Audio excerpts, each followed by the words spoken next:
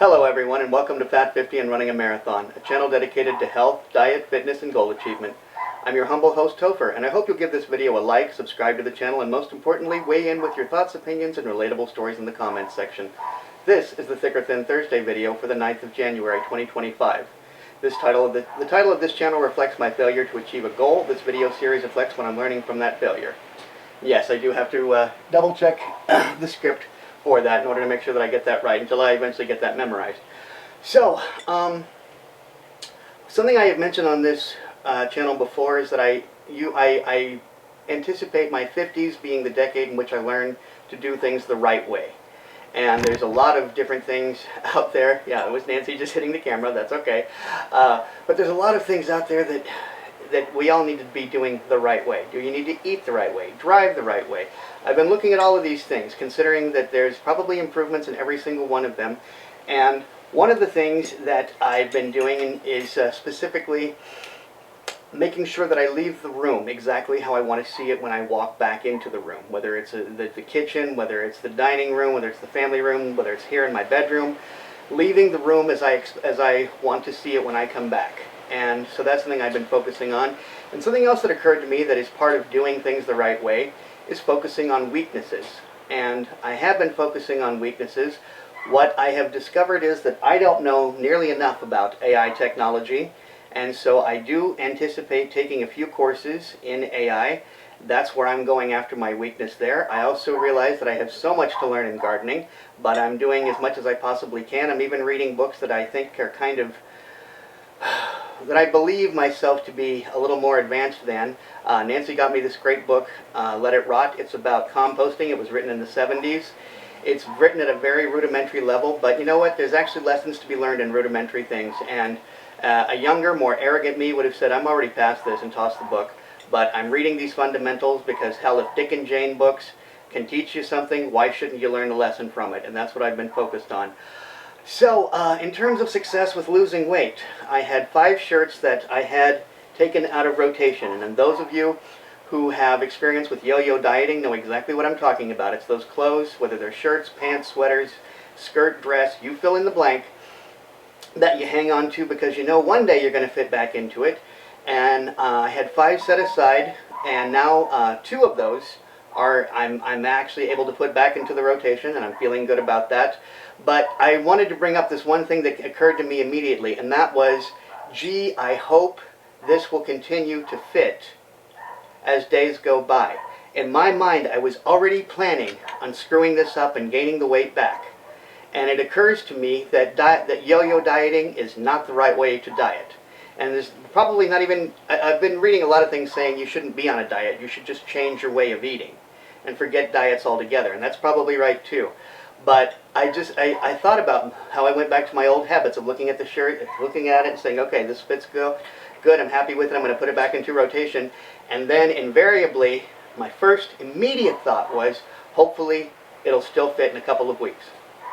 Not wait until a couple of weeks and I can fit into those other 3 of the 5 shirts that were taken out of rotation. No, I was hoping that I wouldn't screw it up bad enough to get back to be to the point where I couldn't wear that shirt anymore.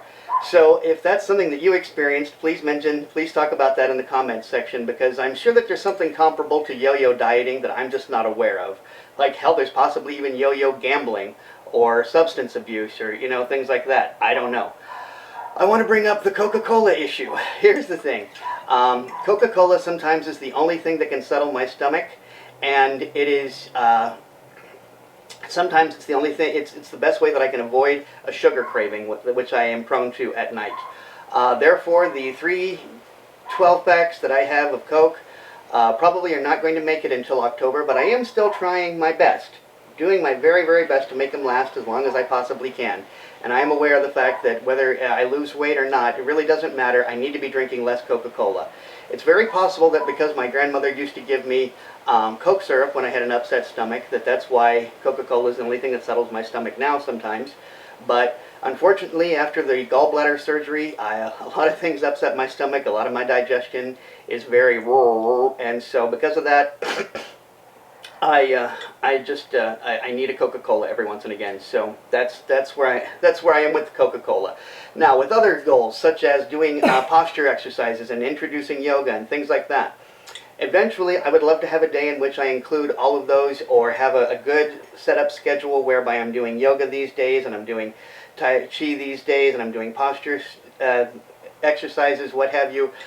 Right now, I'm taking baby steps. I'm figuring out what works for me when. I'm also applying for work and hopefully going to be getting work soon, which would probably involve me going into work kind of early.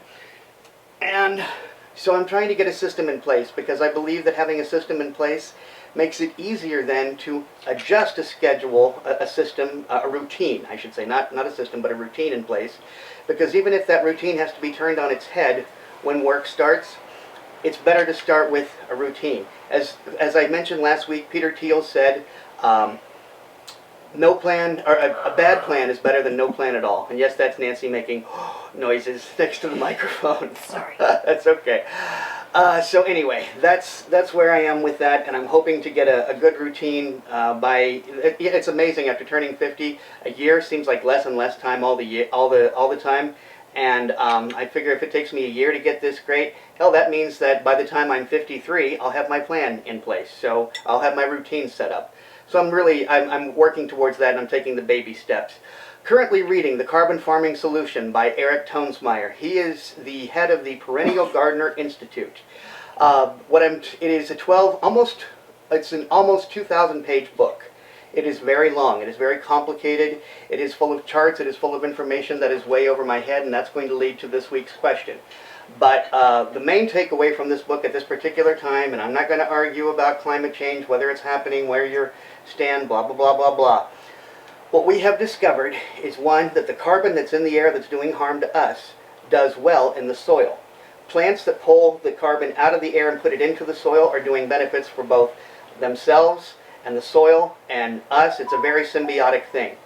So, the main takeaway that I've gotten so far is that managed forests sequester more carbon than natural forests. Small farm and large gardens can help in that. And apparently 70% of Filipinos, people living in the Philippines, have home gardens of one variety or another. And apparently I forgot to turn off my alarms so that's the noise that it's making. But the point being, if we all started growing something in our yard, started putting something and started growing it and pulling carbon out of the air and putting it into the soil, we'd be doing a lot better. And as I explained, it is a very complicated, very difficult book, and that does in fact lead me to this week's question. And this week's question starts with a quote from Mortimer Adler, and this is, "It is only by struggling with difficult books over one's head, that anyone learns to read." And so I'm going to ask you, are you reading any books over your head? Have you read any books over your head? Do you intend to read any books over your head? Because books that are over your head, all of us have books that are over their heads. Doesn't matter what the subject is.